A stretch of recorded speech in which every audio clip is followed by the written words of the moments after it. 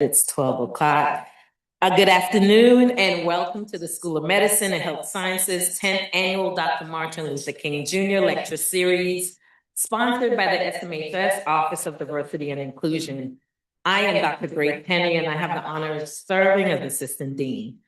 To those joining us in person and those participating online, we are truly grateful that you have chosen to be a part of today's program. This year's theme, Advancing the Dream, the Responsibility of Now, is inspired by the powerful message Dr. King delivered at Riverside Church in New York City on April 4th, 1967, exactly 1 year before his assassination. In that speech, Dr. King said, "We are now faced with the fact, my friends, that tomorrow is today. We are confronted with the fierce urgency of now. In this unfolding conundrum of life and history, there is such a thing as being too late." As we reflect on what it means to advance Dr. King's dream, we recognize that we cannot afford to wait for a more convenient time, or a more comfortable season, or a perfect set of conditions. The work of health equity and compassionate care demands action today. Our patients are waiting. Our communities are waiting. History is waiting. So I ask you, what will you do with the responsibility of now? Now, to introduce today's speaker is the Senior Associate Dean for Diversity and Faculty Affairs, Dr. Yolanda Haywood. Well, thank you all for coming, those who are here in person and those who are joining us online. It is really my pleasure to introduce Dr. Melancon. Is that right, Keith? He taught me how to say it just a few minutes ago. Most of you here, I think, know Keith, but for those who don't, Dr. Melancon is currently the director of the George Washington Transplant Institute, and he's the medical director of the Ron and Joy Paul Kidney Center at GW. He's a professor of surgery whose specialties include kidney, pancreas, and liver transplantation, as well as laparoscopic kidney donor nephrectomy. His research interests have centered upon increasing access to health care for minority patients, but particularly in the field of organ transplantation. He has spent his entire career trying to improve outcomes for the hardest transplant patients. He's been a passionate advocate for ABO incompatible organ transplantation, paired kidney exchanges, and strategies to desensitize the immune system for those who have transplants. And I didn't know this, but recently, Dr. Melancon and his team were the first ever to perform a fully ABO incompatible deceased donor kidney transplantation. That's a mouthful. As well as a fully ABO incompatible living donor kidney transplantation in an individual with HIV infection. Dr. Melancon hopes that with novel immunosuppression protocols, that organ transplants will begin to last for the lifetime of the patient, and that true transplant tolerance can be achieved in the near future.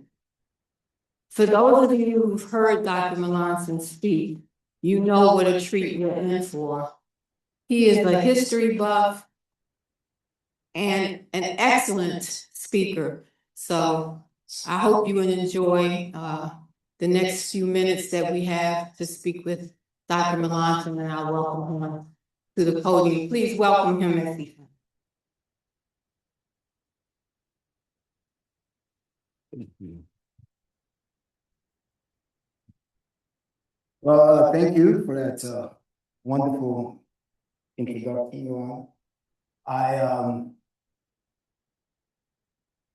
I was getting ready for this talk, I've spoken on Dr. Martin Luther King's birthday before in my past. And as I was thinking about what I was going to speak about to you guys this afternoon, it struck me that we're at a particular kind of nexus in the world right now, not even just in the United States, but throughout the world. And I think it's a particularly apt time to reflect on the history of this wonderful man, pioneer. And so I tried really hard not to be redundant, because the message that I want to leave you with this morning, it's a bit repetitive, because I want to make sure I make my point. I'm going to start by actually playing a short clip of a speech that Dr. Martin Luther King gave, not the one that she referred to a year before his death, but the talk he gave the day before he died. When we listen to the I Have a Dream speech, which is, probably the greatest speech given in the history of this country, we hear it every year for his birthday. But this speech is not as popular, but it is very important, particularly at this nexus that I speak about. So I'm going to go right. Oh, did I mess up? It's short. It's only about 3 minutes, but.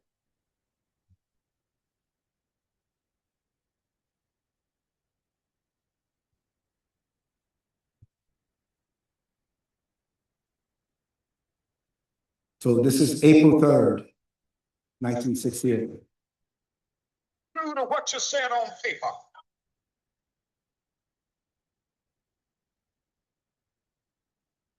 I lived in China or even Russia or any totalitarian country, maybe I could understand some of these illegal injunctions. Maybe I could understand the denial of certain basic First Amendment privileges, because they haven't committed themselves to that over that. But somewhere I read of the freedom of assembly. Somewhere I read of the freedom of speech. Somewhere I read of the freedom of press. Somewhere I read the greatness of America is the right to protest far right.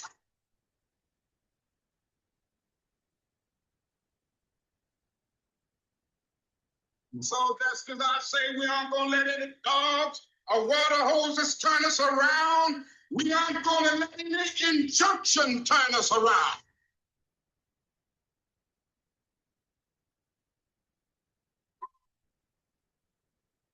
Well, I don't know what will happen now. We've got some difficult days ahead. But it really doesn't matter with me now, because I've been to the mountaintop. Oh my. Like anybody, I would like to live a long life. Longevity has its place. But I'm not concerned about that now. I just want to do God's will. And He's allowed me to go up to the mountain. And I've looked over and I've seen the promised land. I may not get there with you, but I want you to know tonight that we as a people will get to the promised land.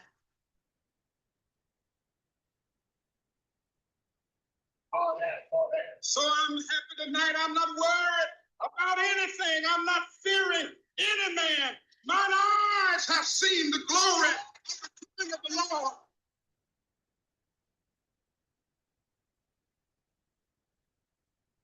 So that was April 3rd, April 4th, 1968. That photo shows where he was assassinated at the Lorraine Motel in Memphis, Tennessee. The irony for me is that year, in 1968, I was not born yet, but my mother would have been pregnant with me at that time. I was born in December of that year. And it's prescient, right? I mean, what he's arguing about in 1968, that argument could be happening today. Go on. So we are the we. You know, the two most important documents in the history of this country, of course, are the Declaration of Independence and the Constitution. And the Constitution starts with the word we, and early on in the Declaration of Independence, we hear that word we. We are the we. And I think that, you know, for those of us that are devotees to civil rights and progressive sort of theories, sometimes we forget that we are the we. I think a lot of the offense we take as outsiders, right? Or we feel somehow estranged, but we shouldn't, because we are the we. And that's the theme of my talk today. So when you focus in on what's going on today, what we are faced with, the challenges that we're faced with, the disappointment will not defeat us, but rather it should embolden us, refocus us, and narrow our purpose. You know, a big part of this talk is looking at what successes we've had and how do we get back on track, and what our purpose is. Our purpose is to win. But what is winning? Well, winning is opportunity. Winning is life, liberty, and the pursuit of happiness. That's echoing the Declaration of Independence. That's what winning is. And you see, when you could be talking about sports or whatever competition, the whole point of the competition is to win. I think that sometimes we get sidetracked and we forget that the course should be towards the goal, and the goal is to win. So who are the we? How do we win? We win in the fashion that we've always won. The devotees to civil rights have always done exemplary things. I mean, when I think back to what my ancestors faced in this country, it's overwhelming what odds they had to overcome to be successful. But they did. They won. High achievement has always been the alchemy we have utilized to disarm the critics and win over our cynics. But again, here's the theme that you're going to hear over and over again. Most of all, we must treasure our ally. Most recently, I do believe that we have stumbled in that respect, and we have forgotten the golden strategy of the civil rights movement. We need allies. We must identify and harvest and nurture allies. Sometimes I feel like we're doing exactly the opposite, right? We have to understand that, you know, we have friends, right? The way I'm using allies in my talk today is a little bit different from friends. Friends, of course, are your allies. But sometimes people that are not your friends, you're not in that echo chamber with them. They don't feel exactly about everything the way you feel. They still can be and must be your ally. Now, I realize it's a controversial picture here, photograph. Recently at the Africa Cup, there was a competition between two African nations, right? And it was very controversial. So I'm not getting into who was right or who was wrong, but if you know history, you should be aware that this is very important, right? Morocco and Senegal. If you know the history of the transatlantic slave trade, it didn't start with Europe. It really didn't. You know, this is not what you're taught in history class. It really started in this part of the world. These two areas have been competing for a long time, right? The Moors come from Morocco, right? The Moroccans have been having ongoing battles with sub-Saharan Africa for centuries before Europe came with the slave trade that was helped along by other Africans. So divide and conquer has been used to great success in pushing us from our allies. Our enemies, through their relentless bombardment, have made us skittish and paranoid of our treasured allies. We have engaged in numerous episodes of friendly fire and have injured loyal friends and severed sacred bonds.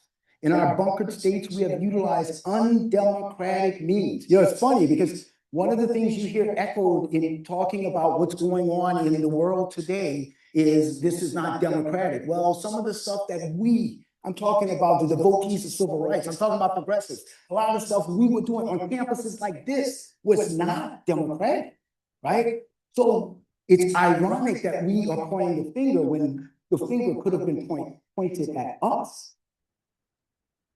So those undemocratic means were used to silence our critics rather than argue our case on its merits. St. James, who, you know, again, it's a little controversial, was he a brother of Jesus or a cousin? But in the book of St. James, he says, you know that by testing your faith, you get perseverance. In other words, what St. James is saying is that God sometimes lets us go through stuff so that we can be better. I feel like that is a time right now. We're going through a trying period. Heraclitus, who was pre-Socratic, he was Persian, I guess, he said there's nothing permanent except change. You may have remembered from your philosophy class, he was the guy that said, a man never steps into the same river twice, right? Change is always happening. So yes, today is different than the 1960s, but it doesn't mean that the strategies cannot be adapted. Now, I apologize because I'm using a Eurocentric photograph of Jesus, but it will serve its purpose. This, of course, is the famous conversation between Jesus and Nicodemus. And you may go to football games and you see people with 3.6, right? That's what they're quoting. They're quoting this conversation, one of the most important conversations in the New Testament. But what I am talking about here is the greatest minority movement in the history of the world was Christianity. It was a minority movement, right? That's why Jesus lost his life, right? He wasn't popular with the greater majority. He and his followers were a minority. John the Baptist was what is called an Essene, right? So you had Pharisees, Sadducees, those were the big groups. Then you had this tiny little group, the Essenes. That's what John the Baptist was. And his followers, they were all part of this tiny little group. The big group in leading the Jewish faith were the Pharisees. Nicodemus was a Pharisee. Paul, who wrote most of the New Testament, was a Pharisee. These were people in the majority group. Jesus needed allies. Jesus needed allies. So you know we need allies. We are the we. So this is how the talk is broken up into three parts. First, the first civil rights movement. And most of you probably don't realize that there was a first civil rights movement. We think of civil rights as a thing of the 1960s. But I'm going to show you that it predated that. And then where do we go from here? So Immanuel Kant was a philosopher in the 18th and 19th century. And he brought up this term, teleologic, purpose and reason. It means the end. The end is justified by its definition, right? Things are created for a purpose. If you have a fork, it's created for something. It's created to eat, right? So you don't look at a fork and go, well, why is this thing here? It was created for that. And so he broke it into two different parts of knowledge. You have a priori knowledge, which is things that you just innately know. And then you have this reasoned knowledge. And when you talk about American history, you got to understand this, right? Teleologic means that this country was created for a function, and that function remains. The hierarchy from the beginning is pretty much the hierarchy today, right? And if you don't understand that, then you are doomed to not understand how to win, because you can't win unless you understand the structure of the system that you're dealing with. Function follows form. This is Bernie Sanders is a symbol for the point I want to make, right? The misunderstanding of the media, right? You've heard over and over. You turn on any station, and my family, my boys always make fun of me because they think I watch the news too much.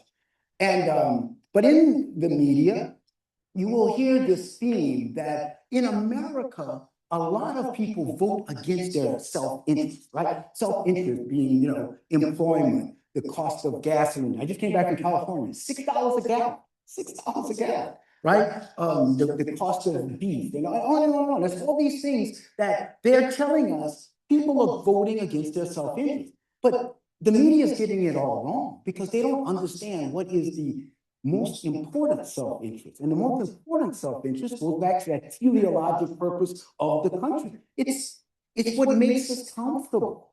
It's the status quo. And anything that attacks the status quo is going to make people uncomfortable. And if you go to the civil rights movement, people think of it as huge revolution, that people were attacking the status quo. The subtlety of it is they were not. Right? That's not the way you're successful. And that's what we need to understand. Protecting the caste is just going to be, it doesn't have to be on purpose. It could be subconscious. But humans will protect what they have. We're naturally very selfish individuals, right? It's what made us survive.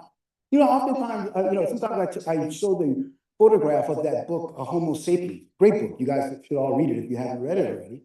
And in that book, what you realize is there were other human creatures. And everywhere modern humans, every time we moved into an area where these other other humans live, within a couple hundred years, they went extinct because we were really good at figuring out how to win. And one of the ways we do that as individuals is by being selfish. It's programmed into our DNA. So we shouldn't be surprised when people are selfish. We are programmed to be so.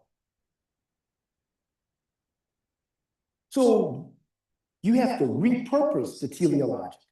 And that has been done very successfully by two individuals more than anyone else in this country. And these are the two. Abraham Lincoln and Martin Luther King. They both were expert at this. Let's start with Lincoln. One of the things you got to understand about Lincoln is Lincoln antebellum and Lincoln during and after the Civil War were very different. Very different. In the antebellum period, before the war, he was not an abolitionist. He didn't like abolition. He thought they were foolish, right? He didn't like slavery. He never really liked slavery. But he was definitely not an abolitionist. He believed that American exceptionalism aligns with industrial expansion, not the expansion of slavery. So that's the problem that the South had with him, right? He didn't want slavery to expand out of the South, but he was fine with leaving it there because he figured it would die off. But it was the fact that he didn't want it to expand that made the South so wary of him. They read between the lines. They knew he was going to be a problem, which is why South Carolina, anybody from South Carolina? Okay, right. South Carolina withdraws from the Union as soon as he's elected, right? The man hadn't even done anything yet, and they were out, right? So they understood what was going to come down the pipe. He did not see a place for Black people, free Black people in this country. He thought, if you're free, you're not a slave, and you want civil rights, you need to leave. You need to go to another country. He was big in trying to send Black people back to Africa. He just didn't find that Black people would have a place here in America to be free. It just didn't make sense to him. He definitely didn't believe Black people were equal to white people. That's where he was. And most importantly, he thought the Union must be preserved at all costs. But look at the difference between those photographs, right? 4 years apart. The man looks like he aged, it says a decade, I think 2 decades. In 4 years. It really took a toll on him. But kind of getting back to St. James, I believe he was better at the end of this horrible war. Remember, we lost over 600,000 men in that war. The worst war in the history of this country, right? We paid a huge debt. The Emancipation Proclamation, he writes it, right? He writes that document soon after he becomes president, and he puts it in his desk. He has no intention of using it except in an emergency. And the emergency comes because the North was not doing well. The Union was not doing well in the war. Because remember, when you're a rebel, when you're a rebellious state, all you have to do is outlast the other. The South had it right. You know, they didn't have to win. I mean, they tried to come to Washington, D.C., but they knew they couldn't overwhelm and invade and take over the North. That's not what they needed to do. Really, they had to outlive the presidency of this one president, and they came very close, right? But he uses the Emancipation Proclamation. And it's not actually, he shows the public the Emancipation Proclamation 6 months before it's ratified, or before he actually uses it in 1863. And within a year, the war is basically won because of the Emancipation Proclamation. Because the Black soldiers coming and fighting for the Union and robbing the South of that slave machinery ends their promise of winning that war. It worked much more effectively than he would have thought. And it also makes him think very differently about these people that he didn't think before the war deserved civil rights. After the war, he's totally different. He is so thankful to those Black soldiers.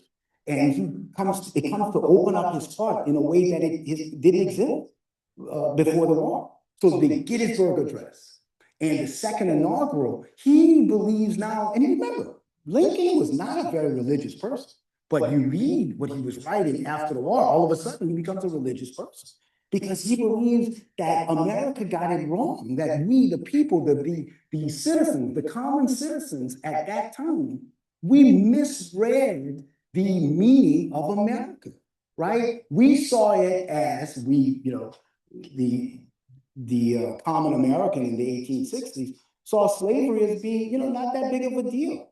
And what Lincoln is saying by the end of the war is we have paid a price because we upset God, right? You can walk down the street, it's not far from here. Go and read the second inaugural. It says, for every lash of the whip on the bond comes the loss of life for this country, right?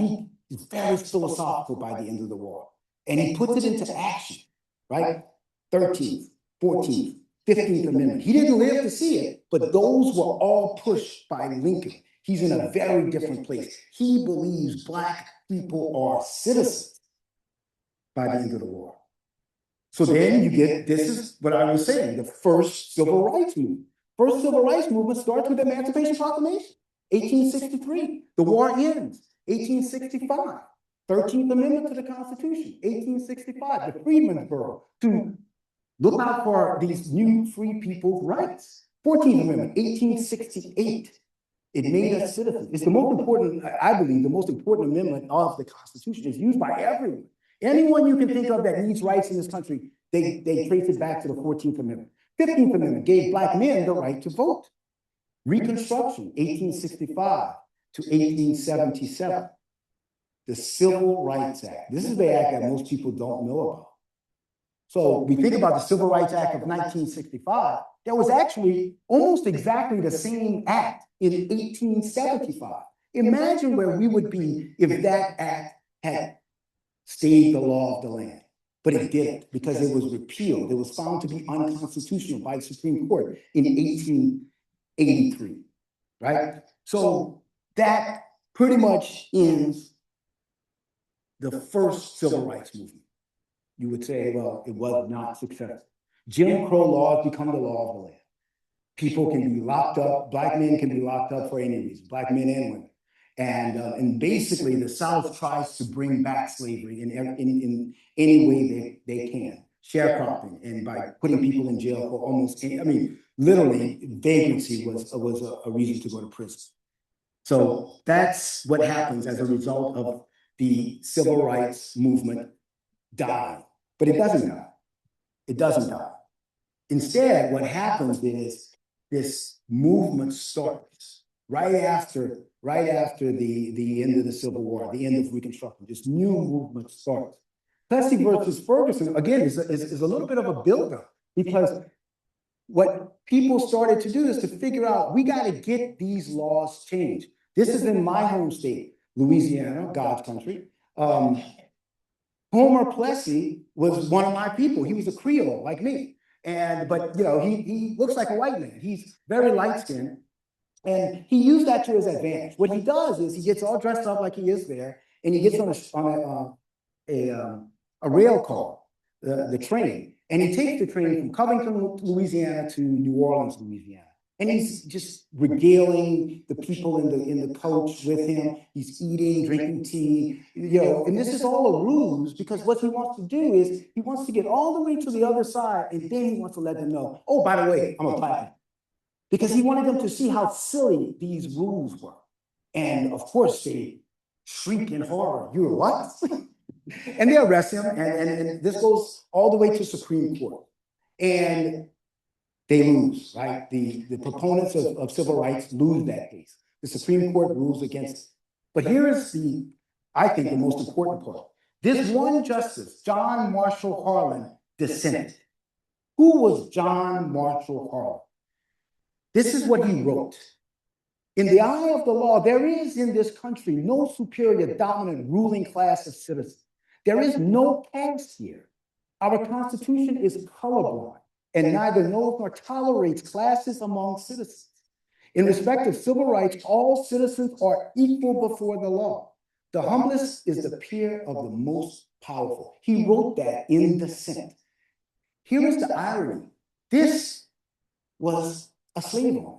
He owned slavery. He owned slaves right up until the Civil War. He was from Kentucky, right? You got to remember, Kentucky was the only Southern state that did not secede from the Union for the Civil War.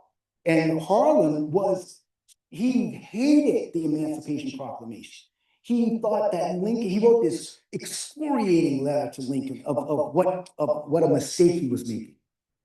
But yet, look what he writes.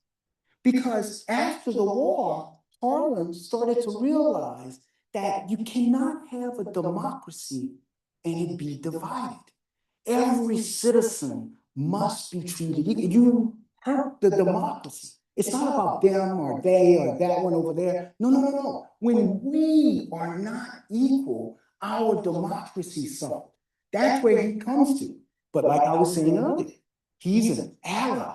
He doesn't believe I doubt he'd want to sit down and have dinner with a black person, but he definitely understood that this was best for the country. So what's the pivot? The pivot is the Declaration of Independence. You know, when you look at Lincoln, when you look at Martin Luther King, they both go to this founding document, the Declaration of Independence.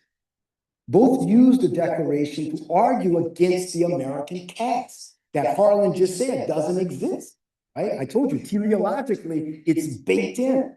And Lincoln pushes against it during the Civil War. Harlan fought him, but then came to basically side with Lincoln.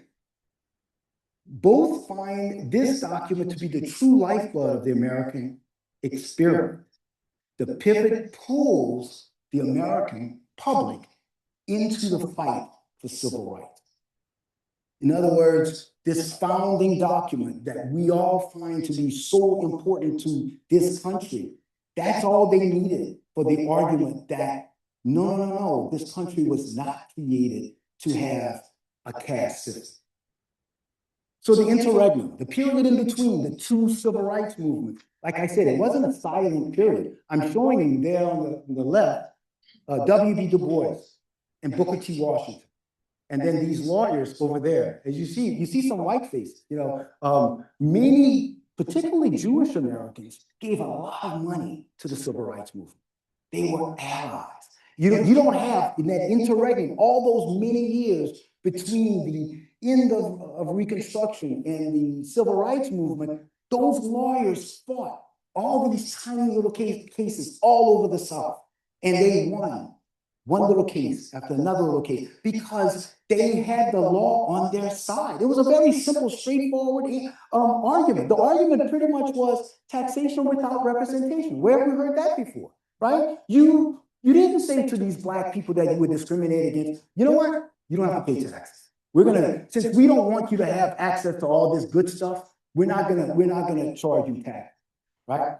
No, it was taxation without representation. That's why even in losing Plessy versus Ferguson, it really becomes a very important signpost, because you see, unlike another infamous Supreme Court case, which people today believe is the worst Supreme Court case of all time, the Dred Scott decision, which predates the Civil War. In Dred Scott, from Roger Taney, from Maryland, my home state now, Roger Taney is able to argue Black people are not citizens, period. Right? That's what he argues in 1850. The still very racist court of 1896 could not make that argument because of the 14th Amendment. Right? So these signposts is what makes the argument of the civil rights so important. That's what I'm telling you. There really isn't a first and second civil rights movement. It was one movement. And those cases that Thurgood Marshall and all of his other lawyers of the NAACP Defense Fund, they won over time, builds up. It's a crescendo through the 1920s and 30s and 40s to get us to 1954. This is probably the most famous Supreme Court decision of all time, Brown versus the Board of Education of Topeka, Kansas. And this makes what we're looking at here today possible, right? Because that court said that discrimination in education and public facilities is not legal. It goes against the Constitution. It goes against the 14th Amendment to the Constitution. And yet it was started because the guy that led that court, Earl Warren, was a Republican, very, very conservative, and no one expected that court to do what that court did. He was on a court, and when he first gets to the court, remember, the presidents before Eisenhower are Democrats, right? It's Truman, it's FDR, it's this liberal way of looking at the world. That's not Earl Warren. Earl Warren gets to a court and you got all these more liberal judges, and he just can't stand it. You know, he's just like fighting them on everything. And yet he's the drum major for this decision. He actually goes to all the other justices and says, I want this to be a unanimous decision. This must be a unanimous decision. This will change life as we know it. What was he? Was he a person that saw Black people as equals? Was he someone that you were going to have over for dinner? No. He was an ally. Allies are important. They've been so important to our history. So now we get to the civil rights movement that we know about. This is Rosa Parks. I remember coming to Washington. I was at Hopkins at the time when she died, to stand in that long, long line. It was cold, not as cold as it is now, but it was cold to stand out there. But I wanted those boys to be there to see the great Rosa Parks. And in 1955, after the 54 decision, she does not get up from that seat because of that argument, right? Taxation without, you know, the irony of Montgomery in 1955 is that 85% of the people that rode the bus were Black. So you're disrespecting most of your constituency. So it was brilliant to say, well, okay, well, we just won't ride the bus. You won't get our money. So what happens, you know, after a year, the bus company goes bankrupt because the people that were giving them all the money to have the bus company, they were discriminating against. So the movement had to stop people from riding the bus. So they had carpool. They basically had Uber before there was Uber, right? And so you have the other side of Kant's argument, the a priori thing. The a priori is in our soul, we know what's right. We know what's right, right? And that's where the power of the civil rights movement, that they were making those arguments, right? They were making just common sense arguments. It's not right to disrespect us, to take our dignity away from us. We're Americans. The 14th Amendment has already told you that. Give us a fair shake. And what did King do? King understood the optics. Again, he realized what he was up against. So everyone had to be neat. They had to be well dressed. They had to be well spoken. They could never retaliate. They actually trained. They would have these training sessions where they would throw eggs on one another, spit on one another. You could never retaliate because he understood this is for the viewing audience. The fights that King had with the younger civil rights workers was exactly that. You know, some of these guys, like Lewis, who was the Student Nonviolent Coordinating Committee, they would get on these buses and ride through the South. They would integrate the buses. King didn't like that because you could be stopped anywhere along that route and be harassed and beaten by hooligans. He didn't understand that. He was like, the idea is not to get your head bashed in by racists off camera. This all needs to be caught on camera. We are doing this so that the world sees what's going on, right? He was very strategic in what he was doing. And he didn't understand, you don't risk your life if it's not going to help us win. It's about winning. So this is it. This is what the world saw.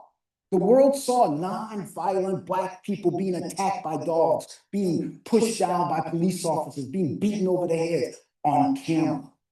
And it changed everything. It changed everything, not in America, just in America, but throughout the world. When he writes that letter from the Birmingham jail, what King is doing, he is reaching out to possible allies. He's writing that letter to white clergy. And he's saying, wow, you know, I would have thought you guys would have been my support. I would have thought that you would think that Jesus would have been on our side, right? So he's basically doing what I said earlier in the talk. He is fishing for allies. He's saying, I'm not saying I want to date your daughter or my son is going to date your daughter. What I'm saying is, let's be fair. Give us equality. Give us access. Open the door. Give us opportunity. And many of those clergy that he wrote to secretly then became allies. After he wrote that letter, he gets out of jail. No one knows who bailed him out, right? But somebody did. So King understood what the game was. So the dream is aspiration. It reminds America of the teleologic framing of its founding documents. King is a Neoplatonic scholastic. He weaves together the Bible and the Declaration of Independence into a polemic extolling God's justice preserved in America's fabric. America is not America without nurturing all of her children. King is making the same argument that Harlan makes, right? He's basically saying, you can't be you if you're not being just to me. So this brings me to the last part of my argument, which is the missteps that we've made and the direction I think we need to go. Okay? So we're going to do, it's kind of like, I'm not always a fan of Bill Maher, but you know how he says, old, new. So this is going to be the old word and then the new word. Because I think the new word is about winning. I'm not saying I don't agree with what the concept of the old words. I'm just saying it's about winning. Remember, it's not about, well, this makes me feel better. No. It's about winning. So we need to think like that. So diversity, yeah, I get it. I get why we believe diversity is important. But a better word, a new word is allyship. We need allies, right? I feel like recently we've attacked our allies. We have, with vitriol, have gone after our friends sometimes. And it's crazy because you don't win when you attack your allies. And I think we've taken some losses lately.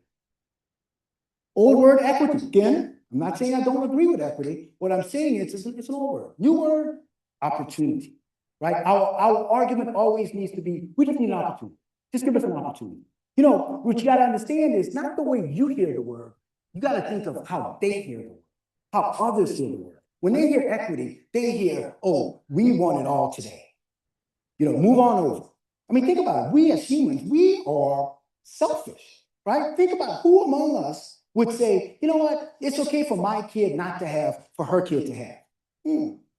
That's gonna smart a little bit, right? Who thinks like that? We shouldn't expect anybody to think like that, right? I don't think like that. You don't think like that. No, you have to say we all deserve an opportunity. That's a winning one.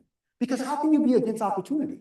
No, you don't deserve an opportunity. I mean, come on, right? But you can say you have an issue with equity. Old word inclusion. Okay, again, I get why we want inclusion, but it's not a verb. It's not an action. To win, you need action. Preparation, that's an action. You can prepare, right? We have to be prepared. And again, how can people be against you saying, help me prepare? I want to be better prepared. You can't argue against that. But again, inclusion, people are going to hear that different ways. Well, it took a lot for me to get, I mean, everybody thinks they deserve what they have. I oftentimes, people that know me know I make fun of them, your generation, you younger people. And when I make fun of you, again, all my kids are in your generation. I make fun of you guys because I think that it's like that old quote by Ann Richards when talking about George W. Bush.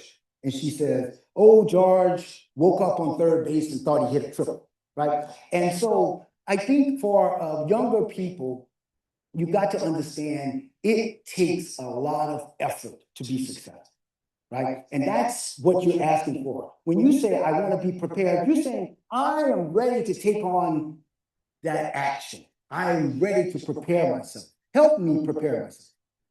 Those are winning words. Old word, woke. That's a controversial word, right? Oh, that's old. That's old. What's new? Informed. Be informed. Oh, you have to be informed. Let me tell you, when I showed you that photograph of Dr. King working with his team, they understood what they were up against. They understood the concepts that they were up against. They understood how people were using Christianity. They were using the Bible to argue against what they wanted. I went to, a few years ago, I went to the lynching museum in Alabama. And one of the things, if you've ever been to that museum, I encourage you to go. It's deeply troubling. But at that museum, so many of those photographs show what became postcards. In other words, the people were proud of this. And you see that people are in their church robe, right? They went to church and then they took their families and they had picnics in front of lynched bodies. And then took photographs, made postcards so they could send them around the country to their friends, right? To me, that's pretty warped, right? You're going to church, you're praying, and then you are celebrating, chopping up and killing and disfiguring people. Makes no sense. But the point is, people see things from different viewpoints. The King and the other civil rights leaders understood this very, very well. And that's why they were strategic in how they were going to fight against this ugliness. They weren't going to come out and say, oh, America's still racist.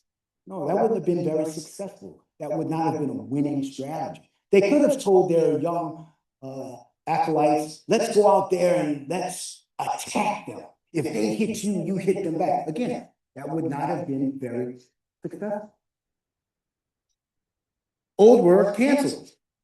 New word, measured grace. Because we all make mistakes. I've seen it where people that have spent their lives trying to help disenfranchised groups, and something 30 years ago in their past, somebody will dig it up and say, you're canceled as a result. Or throw out everything that this person accomplished, right?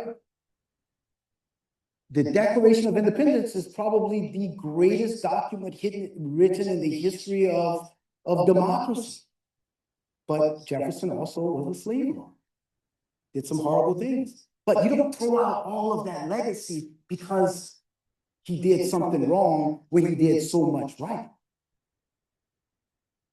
So now one of my favorites, gumbo. And, you've heard America described as a melting pot. But what I would say is America's really a gumbo, right? And I love gumbo. I make probably the best gumbo next to my mom. that there is to have. But when you're cooking gumbo or cooking really any Louisiana dish, it starts with a roux. And in order to do a roux, like you're seeing there on the right, you have to take flour and oil and butter and maybe lard and you put it into a skillet, and then you have to add water and you have to slowly stir it for many minutes until it first turns amber from white, and then light brown, then darker brown, and then a rich dark brown. That's how you start that dish. And if you don't do it right, it clumps up. Right? So you have all the ingredients, but something goes wrong. It clumps up, or you might burn it. And if you do either one of those things, you got to throw it out and start over. So it's not just the ingredients, it's the patience to stir it and carefully add in the ingredients. And that's what we have to do. When you look at the brilliance of the civil rights movement, comparing what happened in Reconstruction to what happened decades later, was the strategy. These brilliant architects of that movement slowly push and push and push, and eventually they won. And that's what we got to realize today. We have to sit back and we have to take this spanking, because we're getting a spanking right now, and we got to come back and think, let's be more strategic. Let's remember the goal. We are here to win. We got to make that gumbo taste good. Question.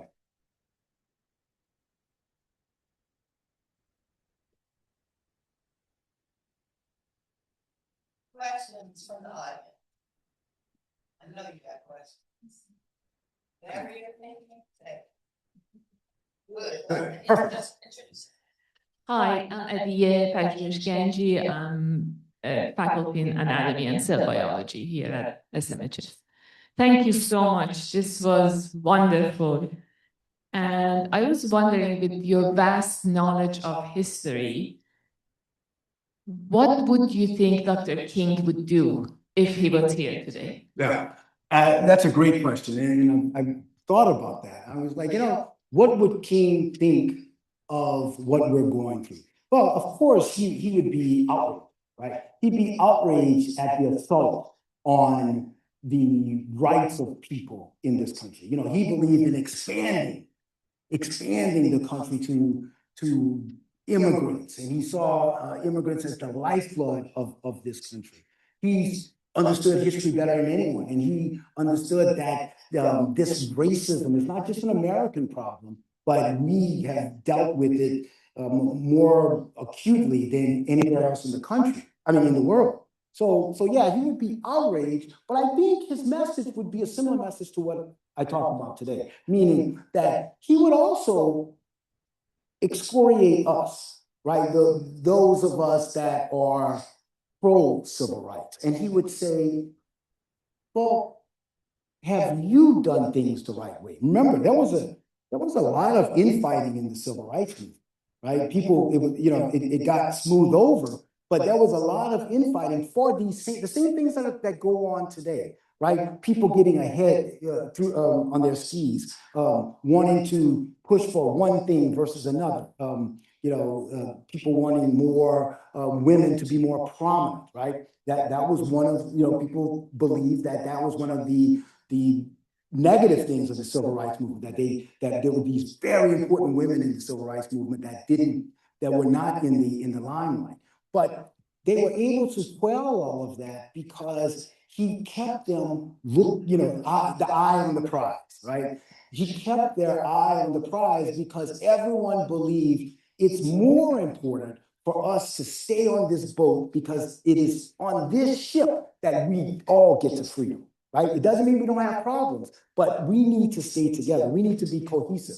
So I think what King would be upset with us, he would tell us, he would get us all in the room, and he would say, look, guys, you made it easy for them to attack you because you splintered and you turned on one another, right? It's the oldest way in military history. That's how you defeat your enemy. You divide and conquer. And I think that's what King would say. He would say, No. Let's get back together. Let's pull in. Let's close ranks. You don't have to agree on everything, but you got to know what the prize is. You got to know what winning is. That's what I think he'd say.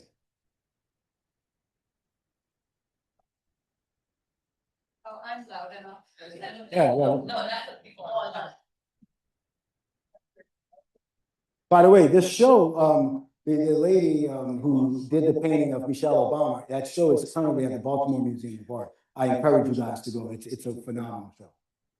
Thank you, Dr. Melancon. This is beautiful. I'm Zareen Zaidi from the Department of Medicine.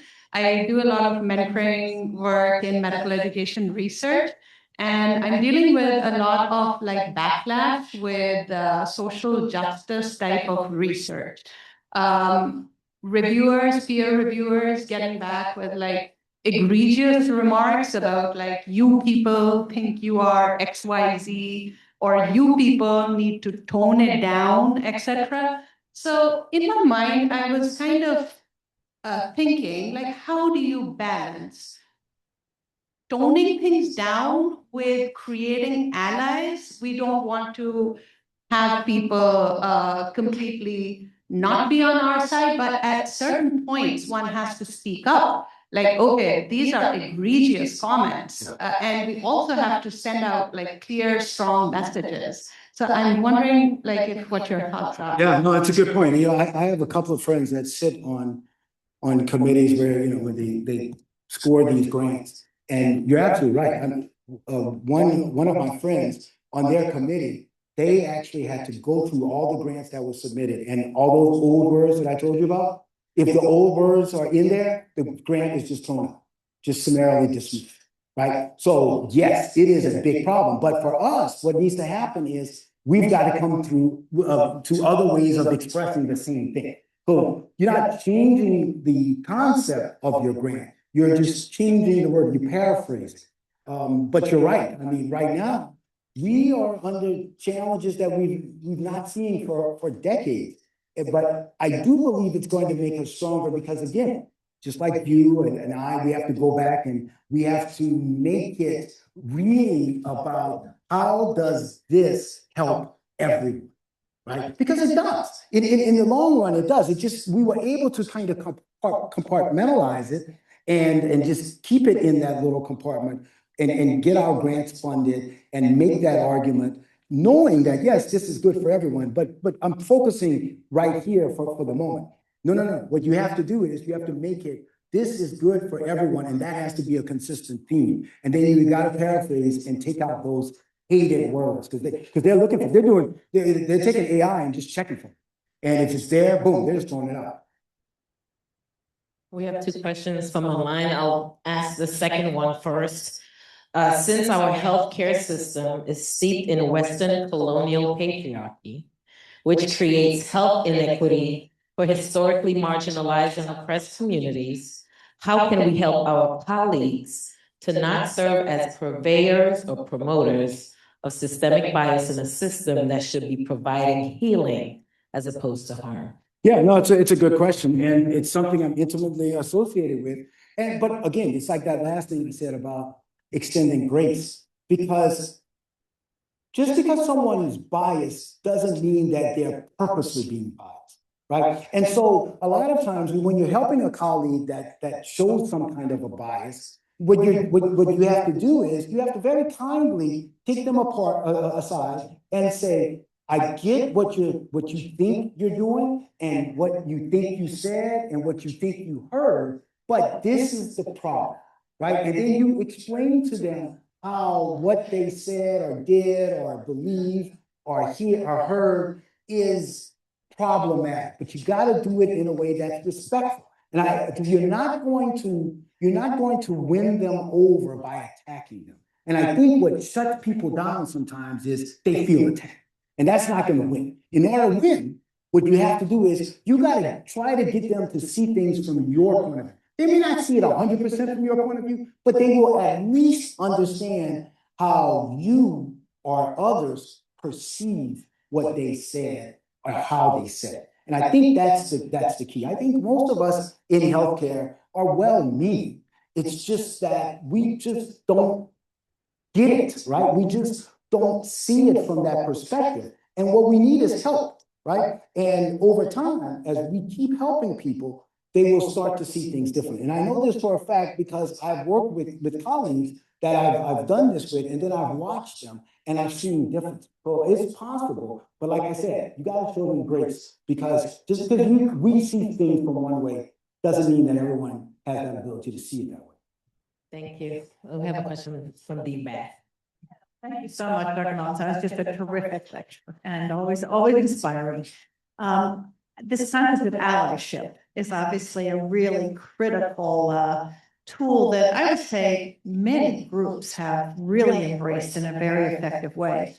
Certainly as a woman in surgery for the last 40 years, gathering together that small group, which has now become a large group, it takes a very intentional kind of gathering. And when we get down to it, there are many different groups that are doing the allyship business. And I would love to hear your thoughts on how do we coalesce those many different efforts so that there aren't these little pillars of individual groups that say, well, they do it better than we do, or what about us? And how, there's sort of perceived to be at times winners and losers when you have a limited number of allyships. And I would say, looking back, especially at your comments about the role of faith-based organizations in the civil rights era of both modern and I guess what are not so modern times anymore, that was one group that seemed to manage, despite their own personal challenges at times in their own spaces, managed to come together in allyship. Just talk to me a little bit about how do you make that broader coalescence of allyship, knowing that it's difficult. Yeah. And everybody's got their own thing, Right. No, I totally agree with you. And that's kind of what I was talking about when I said, this divide and conquer, because those little outposts, a lot of times they want to stay in their one little area and they don't come together to coalesce. And we saw that actually in the women's right to vote. Remember I said Black men were given the right to vote in 1870.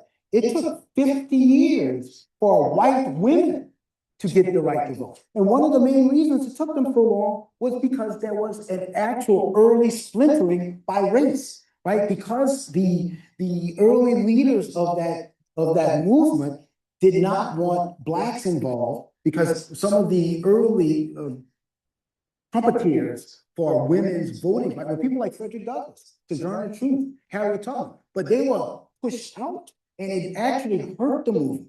It really severely hurt the movement, and that's why it took so long. And I think that's an example of why we shouldn't splinter, right? Well, of course, we're going to all get into our little groups, but we should come together.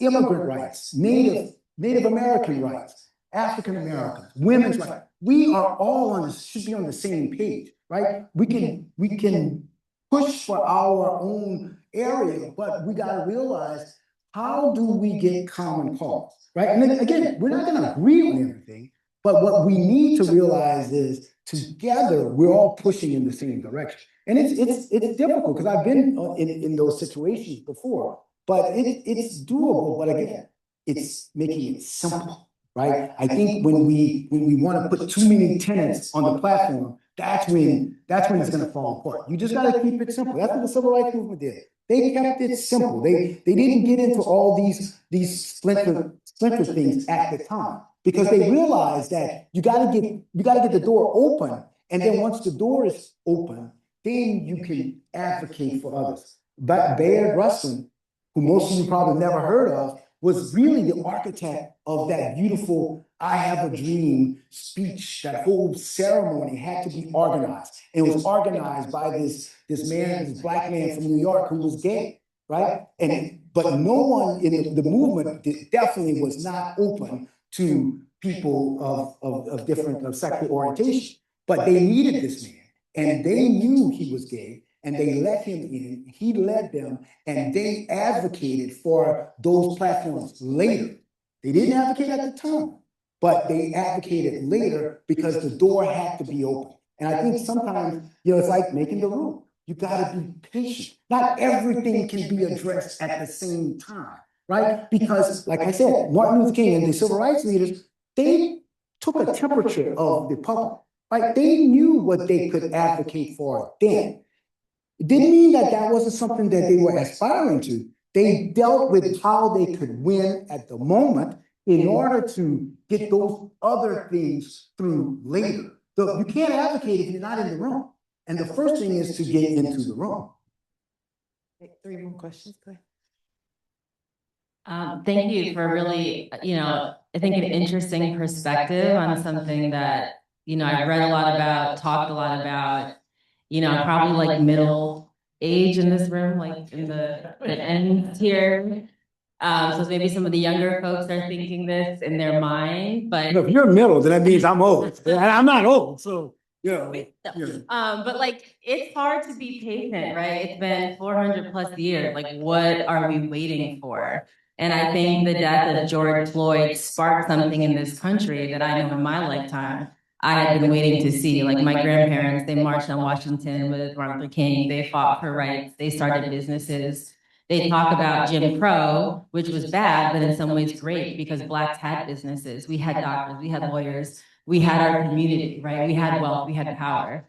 And when Jim Crow ended, that was dismantled in a lot of places, right? And we're trying to get back to that. So when I hear be patient, wait, it's like, yeah, but when? Or give somebody grace. It's like, no, but they need to read. They need to educate themselves because it's not my responsibility to educate everybody about their own biases. But I understand the flip side. Like I have children, I teach residents, students. I understand the other side of that argument is you're not going to get it right now. You have to know how to play the long game. But for those of us who want to play the long game, maybe active now, do you have any advice, how we can both be passionate and pushing forward while also kind of following the strategy for the long game for the ultimate win? Yeah, no.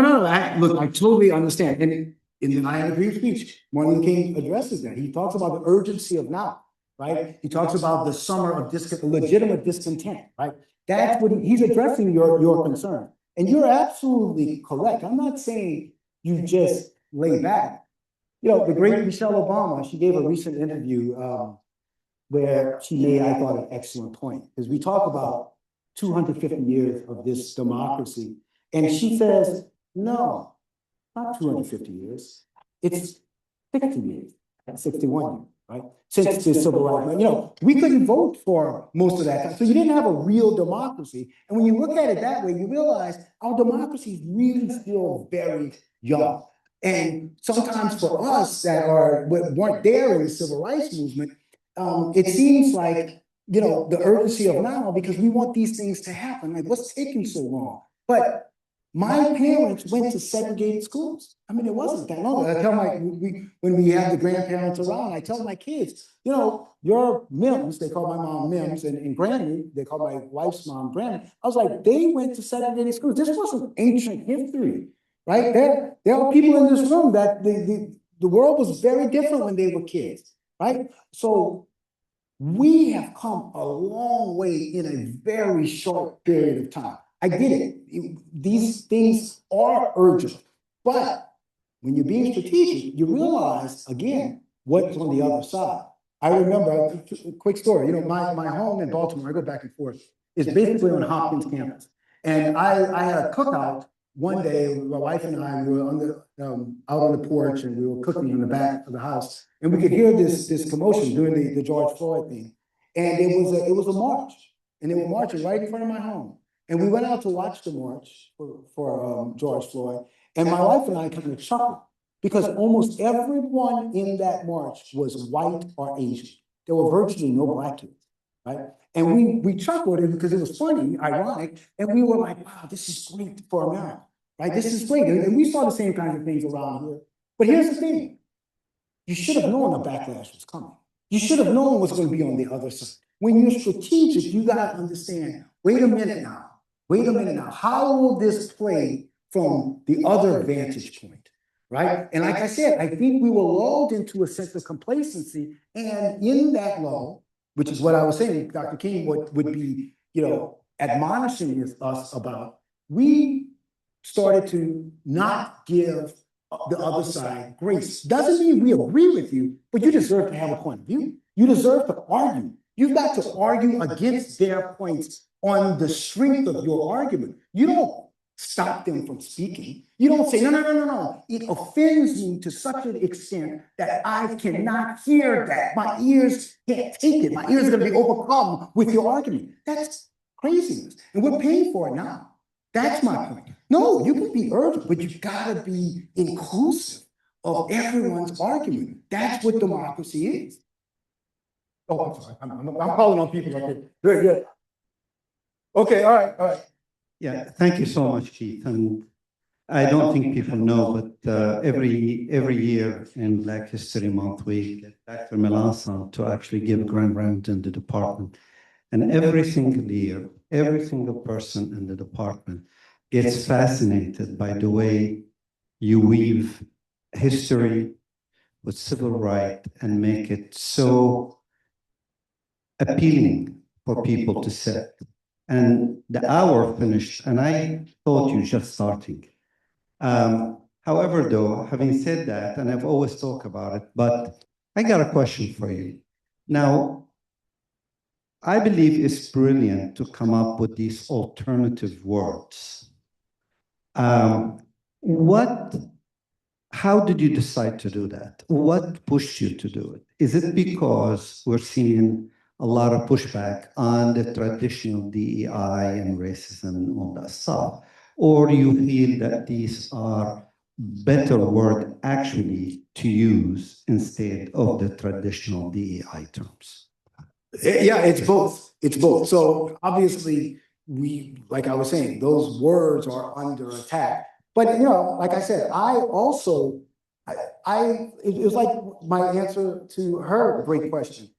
I remember, again, not to denigrate what we were doing. I remember, you remember, we were interviewing residents, and every resident had to tell us their diversity plan. What's your plan for diversity? Come on.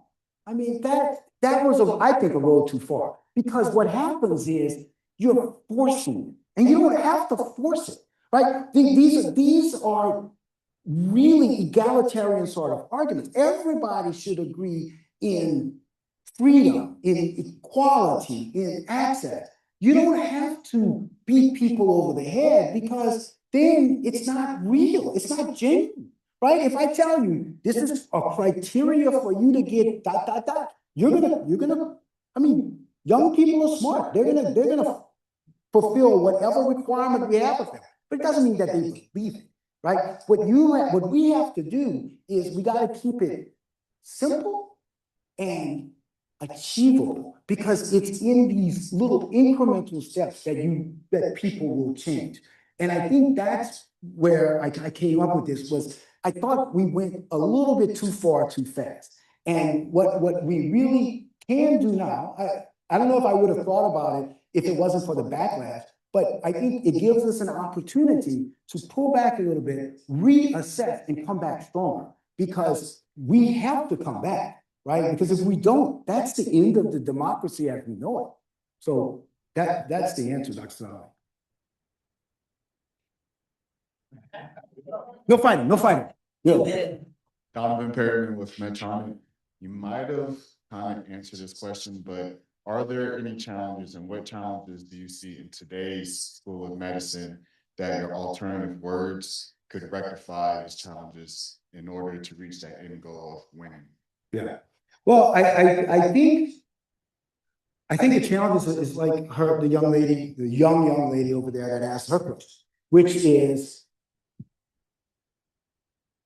we are at a moment where we need to urgently address problems. Like, the problems still exist. We can't say I come up with all these new words and the problems don't disappear, right? We still got access problems. I spend a lot of my time dealing with healthcare access issues. Those problems still exist, and now a lot of that stuff is being defunded. Right? So those problems exist, yes, yet it's going to be more difficult for us to address them, at least with governmental funding. So we're going to have to be inventive. We're going to have to go to private funding. And that's why, I was talking to my wife about this, and I was saying, looking at allies, there are corporate allies. We should be going into corporate allies. Again, this is going to be controversial, but in the Black community, one of the big companies that had been an ally of ours, a lot of people are boycotting right now. Target, right? And is that the best way to deal with the issues? I'm not saying that the issues are not real. What I'm saying is a conversation should be held to say, okay, we understand the pivot you're making because of the pressure of today. But as we pivot, how can we do things that's actually helping win? Because, like I said, the optics may change a little bit, but that's when you give grace. You say, okay, we'll let you pull back. We understand the real politics, but can we still do A, B, and C? You see my point? I think we're going to have to get innovative. The problem still exists, but we have to be innovative in how to solve it. Let's have Dean Norris, Dean Haywood, and then we'll finish with the question online. I want to thank you for an incredible lecture. I took notes. I actually have a lot of questions that I'll find you later. Seriously, I appreciate everything that you've done, a new strategy with a new goal to win for the area that we're in. Mine's a simple question, given your knowledge of history. I've heard others say that they feel as though we're in a third Reconstruction era. I want to know how your view on that and if you would agree with that. Yeah, I agree. I actually do. I think that just like, but again, remember it's a throughput, right? So I do believe that what we had has been attacked, but we gotta redouble our effort. We gotta come back. And just like before, we're going to be successful, but it's like in sports, right? Once they figure out how you're getting that wide receiver open, you got to come back after this in the second half and come up with a new way to get there. I love that championship, Indiana, IU. I'm a member of Kappa Alpha Psi, founded at IU, and what was great about that game is they kept switching up their strategy based on what Miami was doing. That's what we have to do. Somebody figures out what you're doing, you come up with a new strategy. And so I agree. We are in a second Reconstruction, a third Reconstruction. Thank you for your thought-provoking talk.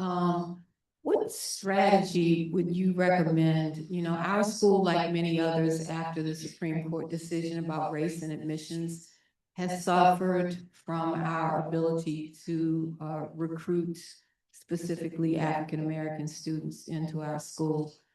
What strategies do you have any strategies that might help us knowing what the challenges are? Yeah, again, great question. And it's ironic because just recently I was at a party, and one of the gentlemen I was sitting next to was a graduate of Harvard Law School.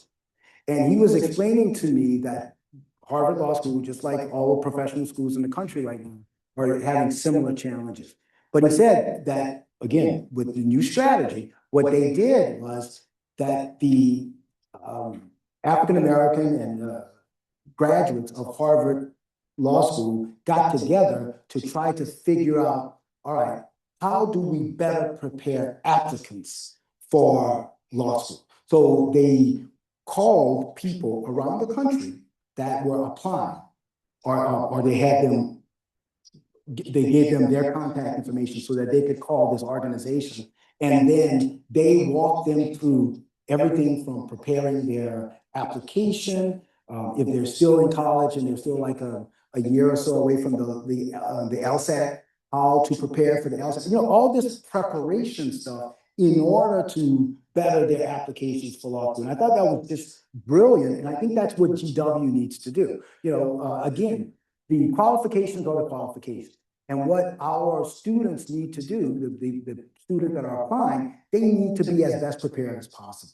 So what organizations, maybe the NMA or whomever, needs to get together and say, all right, guys, look, in order to be better prepared, I know that these organizations have existed for some time, but now the strategy has to be a little bit different because the admission process is very different. So I think that sounds like a good solution. Our final question comes from Dr. Marone, the Ward Online, and it says, how do we remain hopeful in our current socio-political climate? Yeah. Yeah, I was going to say something, but I'm not.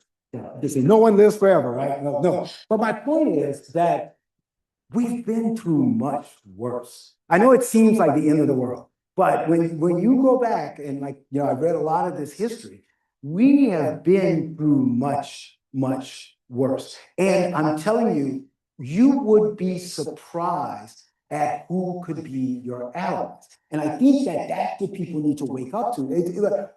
I think we become, since things got so much better for us, we believe that everybody should be our friend, our buddy. It's going to say nice things about us, feel a certain way about certain things, you know, never say, you know, racially off-putting things. That's not the real world. And I think once you open it up, once you open that aperture and you say, look, all right, at the very least, let's agree on these three things. Now, I was at dinner with some of my more conservative friends, and they're still friends, even though, you know, politically we're like polar opposites. But that's what I did. I said, let's agree on like three things. You know, who should be the type of leader of this country? Who should be the elected politicians in the Senate and in the, you know, what type of person should that be? And I think that's where you start. You find common ground, because otherwise, because you know what happens is the opposite happens. So you know, my friends that politically are different from me, they will say, I was just so turned off by it. And it's like things that are marginal issues. It's like, so what, right? I mean, it's like tiny little things winds up getting them to vote in a very, like, to me, crazy way. Really? That's what made it up? That's what made your mind up? Well, we have to understand that. That's part of our reconnaissance. And realizing, wow, that little issue that affects 0.1% of the population wind up getting a lot of people, because I've heard this a lot, right? People going, well, if it wasn't for this or if it wasn't for that. And most of the things are not like major issues, like, you know, the sorts of things that used to divide people in debates. You know, I remember when I was in medical school, they had again, you know, you had the young Republicans, and we used to debate things, and it was like, you know, laissez-faire versus, you know, taxes, and, you know, like big issues that divide political parties. That's what the issues of today. They're like tiny little splinter issues. And you got to understand, well, if that's what's causing people to be, you know, in a camp that you believe is really off the reservation, then you need to think, well, maybe we should tamp down some of that. Again, not that it's not important, but it's not part of winning, and we need to win.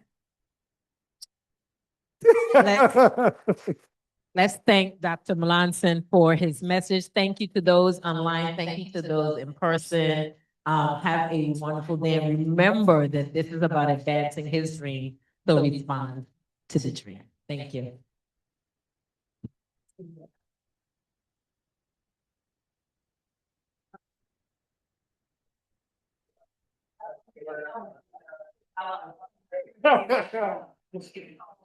But I would say,